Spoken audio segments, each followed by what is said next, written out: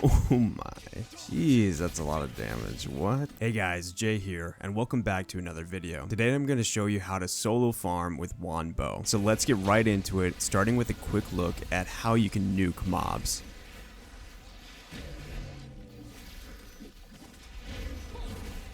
As you can see, this can be a very effective way for doing your contracts. So here's how we achieve this damage potential, starting with our base stats. Base stats are important because we want to increase our damage as much as possible while still being able to survive large mobs' basic attacks. We do this by prioritizing dexterity to hit that level 40 threshold to increase our overall DPS. Dexterity is by far the most important stat in this setup as it allows us to effectively destroy large groups. The next most important stat is perception, as it gives us an increased hit chance and increases our max damage potential. I was able to just throw the rest of my stat points to hit the 30 threshold in strength and wisdom. For this build, the gear and weapons don't really matter. As long as you have the best gear that you have, you'll be just fine. Overall, if you are unable to hit these stats or gear thresholds, don't worry, you'll still be able to pull off the curse explosion combo just fine. Speaking of the curse explosion combo, let's move over to our skills that you will absolutely need for this to work. For weapon skills, grab Touch of Despair, Curse Explosion, Time for Punishment, Karmic Haze, Swift Healing, Decaying Touch, Ray of Disaster, Zephyr's Knock, Brutal Arrow, Healing Touch, Strafing, and finally Flash Arrow. For the defense skill, go with Chaotic Shield, as this will help reset our curse spells for increased DPS. For passives, our goal is to get as much damage as possible while still maintaining survivability just in case we get CC'd. To do this, all we really need for this build is Wraith's Beckon and Full of Corruption, because these enable our curse spells to do as much damage as possible. But I added Roxy's Arrowhead for a chance at additional damage, and then the rest I just added for survivability. Feel free to experiment with these, but as long as you have Wraith's Beckon and Full of Corruption, you'll be just fine. For weapon masteries, I'm still running the middle row up to Redemptive Penance, and then finishing the top row as much as I can, as I really don't want to switch these out just for farming. For bow, go the whole top row and halfway through the bottom for increased damage. For the skill specs, for wand, grab all three for Touch of Despair to increase our damage, and Curse Explosion, grab the damage increased for again more damage. For Swift Healing, get consecutive use just in case, and turn Corrupted Magic Circle into Decaying Touch and also get the increased damage. For Karmic Haze, get radius increase and additional damage to maximize our curse potential. Finally, for Ray of Disaster, get the targets expanded and cooldown to increase our overall AoE ability. For bow, under Strafing, get Gale and consecutive use for increased damage, and for Brutal Arrow, be sure to select Gale Area and radius increase. To finish off the specs, turn Flash Arrow into Flash Wave for damage and healing. Now that we have all the skills, let's go over the rotation, beginning with the basic curse rotation. First, always begin with Touch of Despair, followed by Time for Punishment, then Decaying Touch. Back to Touch of Despair to get as many stacks as possible, then finally use Curse Explosion. Using this combination alone can do massive amounts of damage, but if you really want to nuke your mobs, here's the ultimate combo rotation. Once your mob is close together, use Ray of Disaster, then Brutal Arrow, then immediately use the curse combo we just discussed of Touch of Despair, Time for Punishment, Decaying Touch, back to Touch of Despair, and then Curse Explosion. And finally, to finish off the combo, use Flash Wave to not only eliminate your mob, but also heal yourself. Additionally, we will be using Strafing and Zephyr's Knock on stragglers. One final note, once you get enough practice, you'll be able to use your Chaotic Shield to deflect heavy attacks, which will help reduce your cooldown for curses. Here are a couple examples of me using the entire combo on mobs. For me, I try to keep all the mobs as close together and attempt to stay within Brutal Arrow to ensure I'm getting the most DPS as I possibly can. I know this may seem like a lot, but once you get the hang of it, it actually becomes natural, and I know you guys will be able to crush those mobs. Also, I want to show you what would happen if you try to solo Shadow Crypt at my level and gear.